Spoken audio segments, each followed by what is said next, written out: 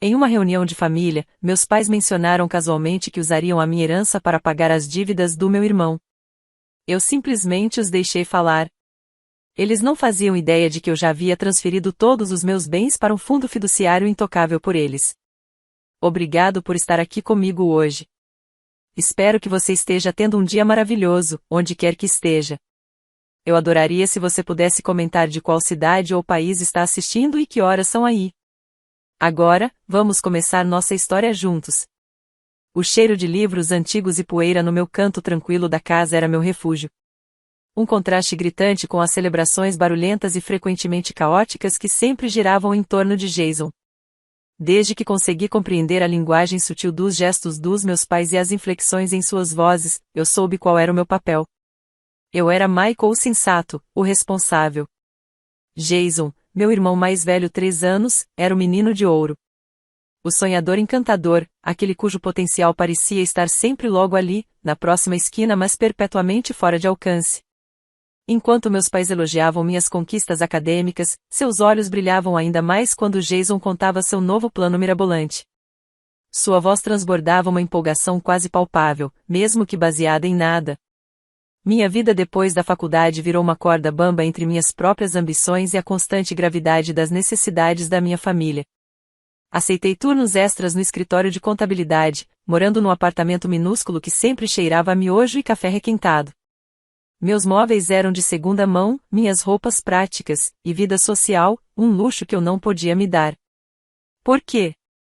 Porque todo mês, uma parte considerável do meu salário já apertado ia direto para casa. Não para mim, nunca para mim. Era para consertos urgentes na casa dos meus pais, contas de luz absurdas, ou, na maioria das vezes, para cobrir os buracos deixados pelo mais novo empreendimento fracassado do Jason. Ele tinha um talento especial para encontrar a próxima grande oportunidade. Ou melhor, o próximo grande desastre. Teve o negócio de velas artesanais que cheiravam suspeitosamente a plástico queimado durou 3 meses. Depois veio a consultoria de criptomoedas, que evaporou mais rápido que poça no asfalto quente, deixando só um rastro de investidores iludidos e furiosos. E, toda vez, meus pais corriam para defendê-lo, num coro perfeitamente afinado de desculpas. Ele só não tem sorte, Michael, suspirava minha mãe, levando a mão à testa como se estivesse em uma novela. O mercado é cruel, completava meu pai, balançando a cabeça com aquela simpatia forçada. Nunca era culpa do Jason. O mundo sempre conspirava contra o gênio dele. E, de alguma forma, sempre acabava sobrando para mim consertar. Minha frustração silenciosa crescia um nó constante no estômago. Eu via meus pais bajulando Jason, celebrando seus lampejos passageiros de promessas vazias, enquanto minhas contribuições constantes e inegáveis eram absorvidas como água em terra seca. Eu era a base silenciosa, a espinha dorsal invisível. E, quanto mais eu me afundava no trabalho, menos eu me sentia visto. Meu peito apertava, como se alguém tivesse enrolado arame farpado em volta dos meus pulmões toda vez que o telefone tocava, sinalizando mais um pedido urgente vindo de casa. O ressentimento era um gosto amargo em cada refeição, em cada noite tranquila sozinho no meu apartamento apertado. Eu os amava, é claro. Eram minha família. Mas esse amor vinha entrelaçado a uma sensação profunda e dolorosa de estar sendo explorado. Como se eu estivesse me jogando, repetidamente, em um poço sem fundo. Em meio a essa desolação emocional, havia tia Carol, a irmã mais nova da minha mãe. Tia Carol era um farol de calor excêntrico. Um espírito livre, uma artista, uma mulher que vivia de acordo com suas próprias regras e a única na minha família que realmente me enxergava. Ela nunca me pediu dinheiro, nunca insinuou que eu deveria fazer mais. Em vez disso, ela me convidava para sua casa charmosa e um pouco bagunçada, um lugar que cheirava a lavanda e livros antigos, um contraste completo com a ansiedade fria da casa dos meus pais. Eu costumava passar os fins de semana ajudando-a no seu enorme jardim de rosas. O cheiro da terra molhada e das pétalas floridas era uma distração bem-vinda. Conversávamos por horas ou, às vezes, apenas sentávamos juntos em um silêncio confortável, ouvindo o zumbido suave do seu toca-discos antigo. Ela ouvia minhas ansiedades silenciosas sobre o trabalho, meus sonhos não ditos. Ela via o peso que eu carregava, e seus acenos compreensivos e seu abraço acolhedor eram um bálsamo para minha alma. Michael, ela me disse uma vez, com os olhos brilhando, você tem um bom coração. Não deixe ninguém apagar sua luz. Essas palavras ficaram comigo uma promessa sussurrada de que algo melhor era possível. Quando tia Carol faleceu pacificamente durante o sono, senti uma perda profunda. Mas então veio o inesperado. Seu testamento, meticulosamente preparado por seu discreto advogado de longa data, o Sr. Henderson, estipulava que todo o seu patrimônio, uma quantia surpreendentemente substancial, seria deixado exclusivamente para mim. Sem condições, sem beneficiários compartilhados. E não era só o dinheiro.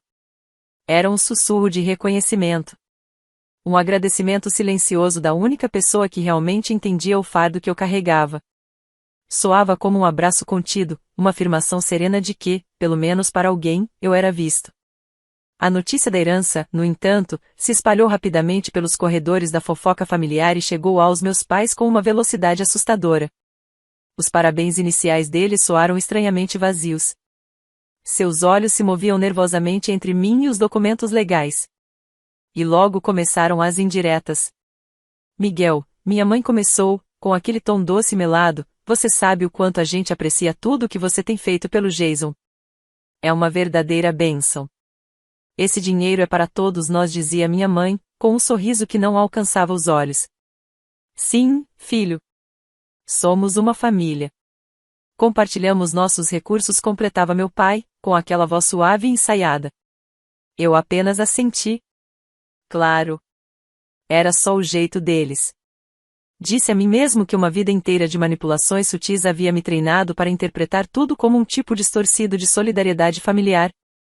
Mas então, por um breve momento, encontrei o olhar da minha mãe, normalmente tão indiferente aos meus próprios sucessos, fixo nos papéis da herança com uma intensidade que me desconcertou. Havia ali um brilho calculista que eu nunca tinha visto antes, e isso me deu um leve arrepio na espinha. A semente da dúvida, uma vez plantada, começou a crescer com uma velocidade assustadora. Algumas semanas depois da leitura do testamento da tia Carol, fui à festa de inauguração do novo apartamento da minha amiga Sara. Sara, com sua inteligência afiada e mente ainda mais rápida, era consultora financeira e nossa amizade nasceu de um cinismo em comum quanto ao mercado de ações. Conversávamos sobre as últimas notícias quando ela mencionou um caso jurídico particularmente preocupante envolvendo uma herança familiar. Você acredita? Disse ela, balançando a cabeça. Os próprios irmãos desse cara convenceram ele a abrir mão de tudo o que a avó tinha deixado. Disseram que era para despesas da família. Ele não tinha nenhum fundo fiduciário. Nada. Perdeu tudo. As palavras dela ficaram suspensas no ar, como se estivessem esperando para cair bem no centro do meu peito. Foi uma premonição arrepiante que atravessou anos da minha lealdade cega. Meu sangue gelou. O velho nó no estômago se apertou. Mas, desta vez, era diferente. Não era só medo, era uma percepção crescente e aterrorizante. Sara, notando meu súbito silêncio, parou. Está tudo bem, Michael? Perguntou, suavemente. Assenti e engoli em seco. Então, quase como um comentário solto, ela disse. Sabe, se um dia você receber uma quantia significativa de dinheiro, montar um fundo fiduciário é uma decisão inteligente. Mantenha os recursos protegidos para qualquer emergência. Ela disse aquilo de forma leve, sem saber o peso que suas palavras tinham para mim. Mas, para mim, foi como um raio atravessando a escuridão. Iluminou um caminho que eu sequer havia considerado. Naquela noite, não consegui dormir. Fiquei acordado, revendo mentalmente cada conversa com meus pais, cada sugestão inocente, cada menção disfarçada ao dinheiro da família. As peças começaram a se encaixar com uma precisão perturbadora. Minha lealdade enraizada e meu desejo desesperado por aprovação me cegaram para o óbvio. Eles não estavam apenas insinuando. Eles estavam preparando o terreno. Peguei meu laptop. A luz da tela iluminava minha expressão séria no pequeno apartamento escuro. Comecei a pesquisar sobre fundos fiduciários, mergulhando no jargão jurídico, tentando entender as diferenças entre trustes revogáveis e irrevogáveis, e as camadas de proteção que cada um oferecia. Não se tratava de guardar dinheiro. Tratava-se de proteger o legado da tia Carol. E de me proteger. Na manhã seguinte, liguei para o Sr. Henderson. Sua voz era calma e firme, uma âncora bem-vinda no meio da tempestade que girava na minha mente. Expliquei minhas preocupações. Evitei acusar meus pais diretamente, mas fui claro ao expor o histórico de exploração financeira, as incontáveis falhas do Jason e as pressões sutis que meus pais sempre colocaram sobre mim. O Sr. Henderson ouviu com paciência. Seus murmúrios de reconhecimento eram os únicos sons durante longos períodos de silêncio. Quando terminei, ele fez uma pausa. Michael, disse ele, com a voz contida, sua tia Carol era uma mulher extremamente perspicaz. Ela escolheu você por um motivo. E um fundo fiduciário, especialmente um irrevogável, é realmente uma excelente forma de garantir que os desejos dela sejam respeitados e que os seus interesses permaneçam protegidos. Ele explicou o processo, as implicações legais, o propósito. Uma vez que os ativos estão lá, não há volta. Estão fora de alcance de todos. Nem mesmo você pode desfazer isso com facilidade, a não ser que condições muito específicas sejam atendidas.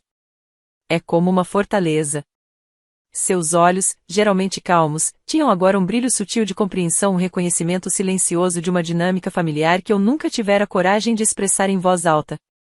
Minha mão não tremia quando assinei os documentos alguns dias depois. Mas por dentro, senti como se uma vida inteira de lágrimas contidas estivesse prestes a transbordar. Foi a coisa mais difícil e mais libertadora que já fiz. Assim que a papelada foi finalizada, a notícia chegou. O mais novo empreendimento de Jason, uma rede de lava-rápidos ecológicos, não estava apenas falindo. Era um desastre completo. Ele havia acumulado dívidas imensas, feito empréstimos com credores de reputação duvidosa e agora enfrentava processos sérios, inclusive com risco real de falência.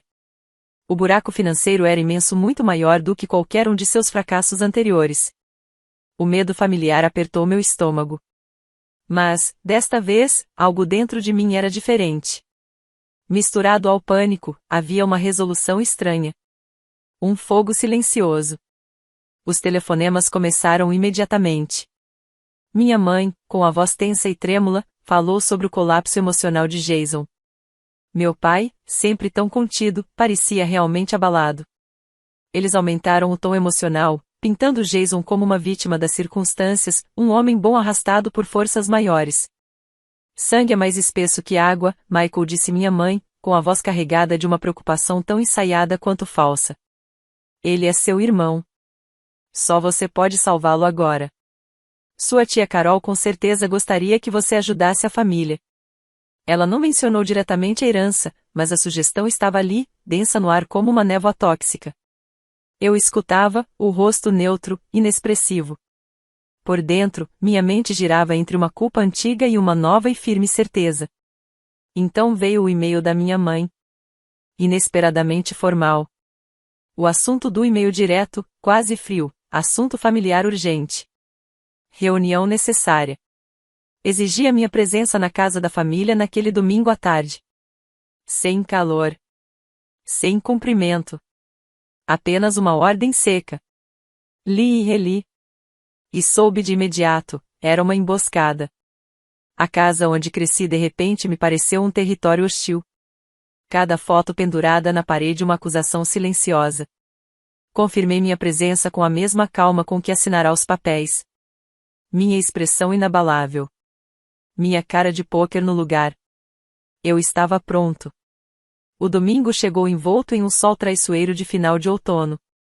Dirigi pelas ruas que um dia foram familiares, agora pareciam me conduzir direto a uma armadilha. Ao entrar na garagem, lá estava ele, o sedã eternamente sujo de Jason, estacionado de qualquer jeito, como sempre. Lá dentro, o ar estava pesado com uma jovialidade forçada.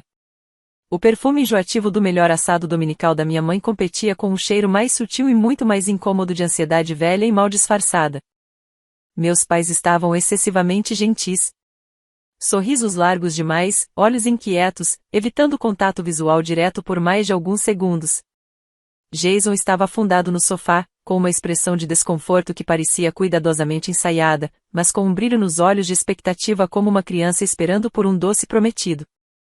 Minha mãe tentava me mimar, oferecendo chá gelado que eu recusei. Perguntou sobre meu trabalho com um interesse tão superficial que só confirmava sua total indiferença. Meu pai, que normalmente mal falava, iniciou uma longa história sem pé nem cabeça sobre os problemas financeiros de um velho conhecido, claramente tentando fazer alguma analogia forçada sobre como a fortuna é frágil. Sentei-me na beirada da poltrona, mãos cruzadas com calma no colo, atento. Observando. Esperando. O coração apertado, mas não era medo. Era como uma flecha esticada, pronta para ser lançada. Era controle. Depois de alguns minutos dessa encenação desconfortável, minha mãe pigarreou. Um prólogo dramático. Michael, começou ela, com a voz carregada de falsa compaixão, num tom digno de um velório. Seu irmão está numa situação muito difícil. Muito, muito difícil. Jason soltou um suspiro exagerado e passou a mão pelos cabelos já desgrenhados. Só um azar terrível, murmurou, evitando meus olhos.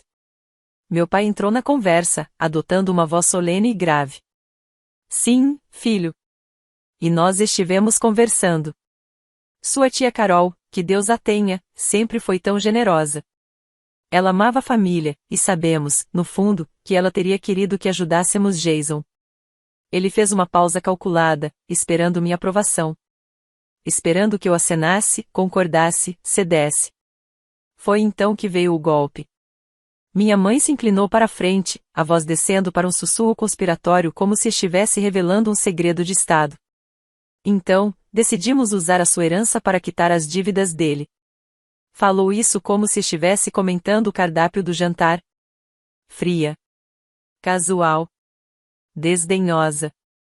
Meu pai assentiu com um ar de sabedoria inventada. É o jeito da família, filho. Nós cuidamos uns dos outros. Esse dinheiro é, na verdade, para garantir a estabilidade de todos. O ar da sala pareceu se eletrizar. Meu coração batia forte, mas meu rosto permaneceu sereno. Uma clareza fria tomou conta de mim. Estava feito.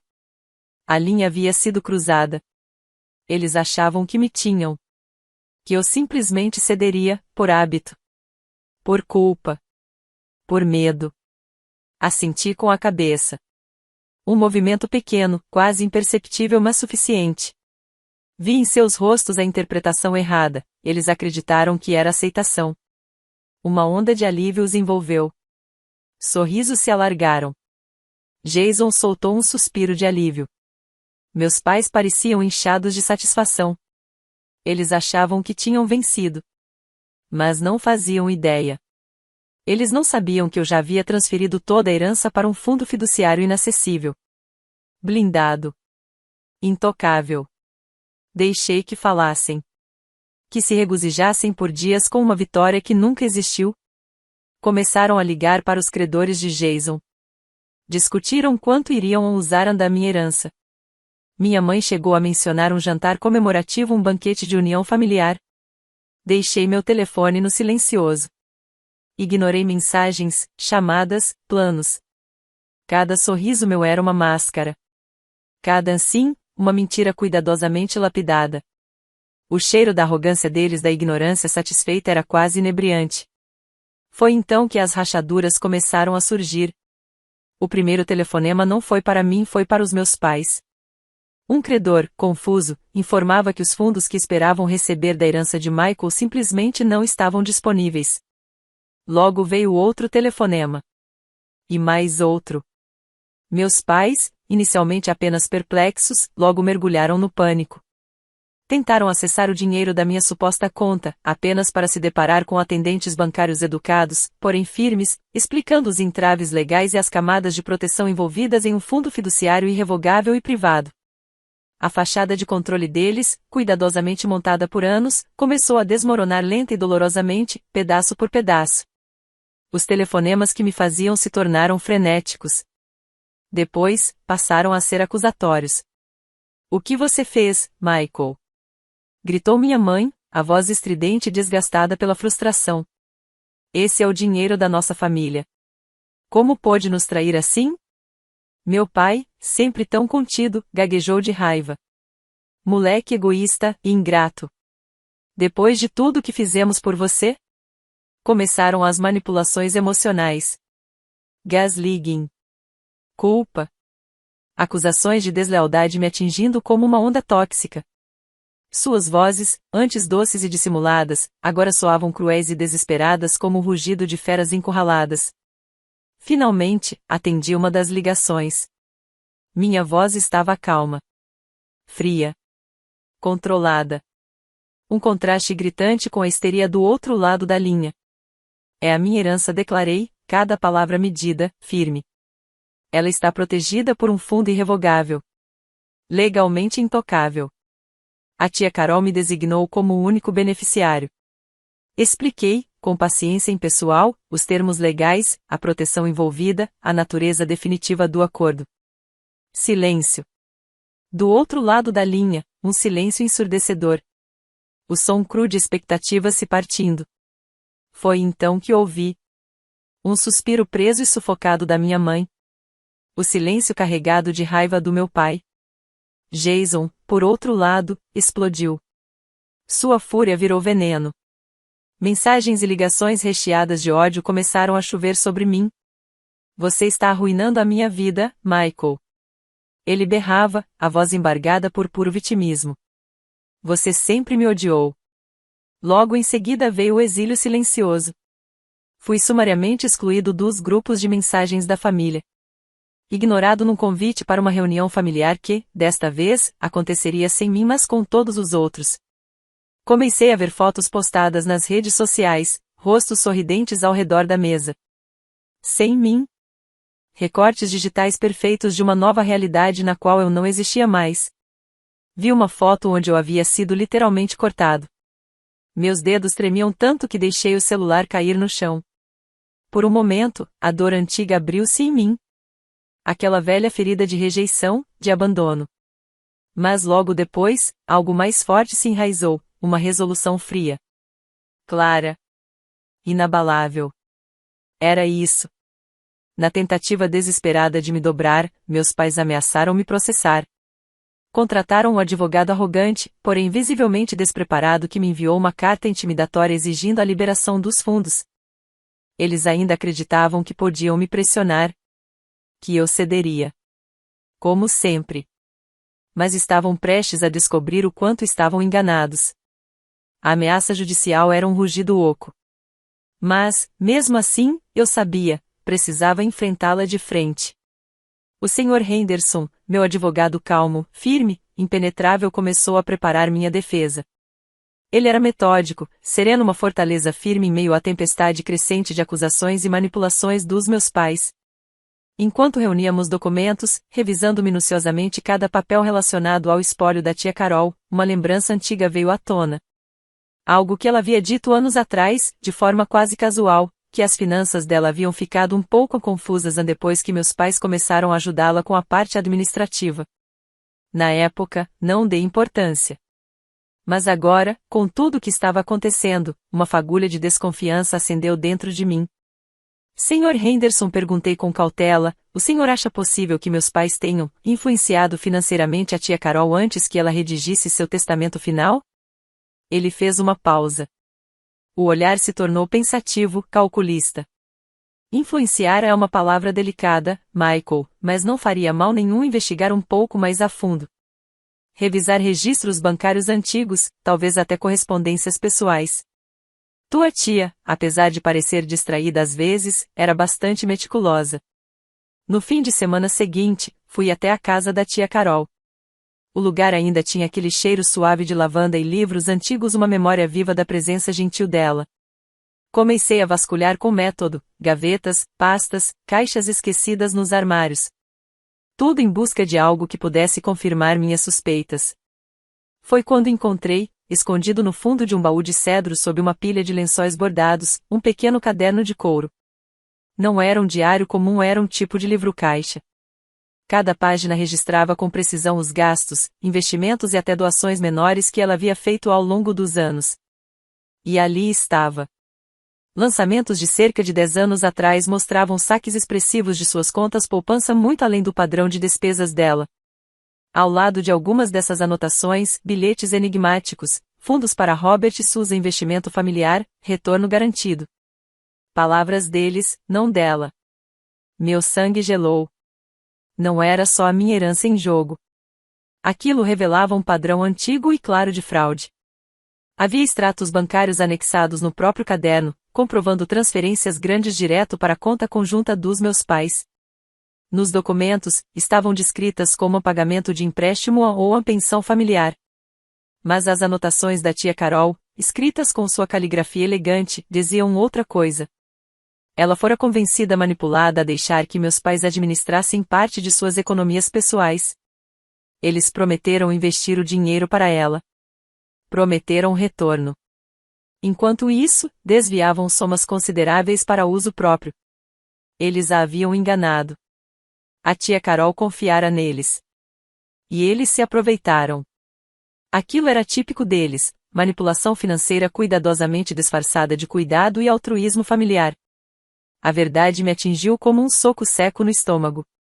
A traição deles era ainda mais profunda, mais sistemática, do que eu jamais imaginara. Minhas mãos tremiam quando fechei o caderno. O couro envelhecido agora parecia pesar toneladas, carregando o peso dos segredos que revelava. Levei tudo até o Sr. Henderson. Ele examinou os documentos com uma expressão dura, séria. Isso muda tudo, disse ele, batendo o dedo sobre uma das páginas do caderno. Não estamos mais lidando só com uma disputa de herança. Isso aqui configura uma possível fraude. E, pior ainda, mostra um padrão de comportamento. A partir daquele momento, nossa estratégia mudou completamente. Não íamos apenas defender meu direito ao fundo fiduciário. Íamos expor tudo. A audiência de mediação legal foi marcada para uma terça-feira de manhã, fresca e cinzenta, no escritório neutro no centro da cidade. Meus pais chegaram acompanhados do advogado deles, um sujeito barulhento e excessivamente confiante. Os rostos dos dois estavam tensos, numa mistura de fúria e medo mal contido. Jason não estava lá. Mas sua ausência era quase palpável, uma presença invisível, pairando sobre a sala como uma sombra mal resolvida.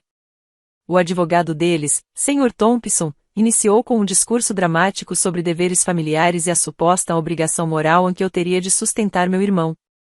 Foi interrompido pela minha mãe, que disse com desprezo: Michael sempre foi egoísta. Até quando era criança. Ele nunca entendeu, de fato, o verdadeiro significado de família.